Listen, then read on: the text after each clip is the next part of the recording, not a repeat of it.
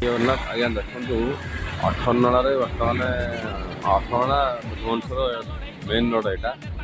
ତ ମଦନ କଲ୍ୟାଣ ମଣ୍ଡପ ଅଛି ତାର ସାମ୍ନାରେ ସେ ମଦନ କଲ୍ୟାଣ ମଣ୍ଡପ ହୋଟେଲ ବିଜୟ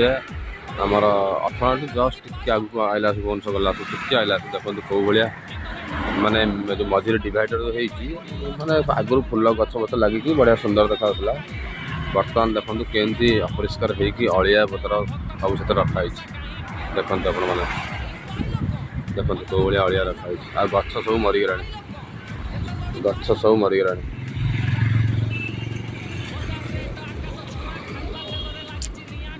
ଦେଖିଲେ ଆପଣମାନେ ଦେଖନ୍ତୁ ଇଏ ବର୍ତ୍ତମାନ କି ପ୍ରକାର ପରିସ୍ଥିତି ବର୍ତ୍ତମାନ ଦେଖନ୍ତୁ ଗଛ ସବୁ ମରିଗଲାଣି କି ପ୍ରକାର ବର୍ତ୍ତମାନ ଚାଲିଛି ଆଜ୍ଞା କିଛି ଆପଣମାନେ ଯାହା ଡିସାଇଡ୍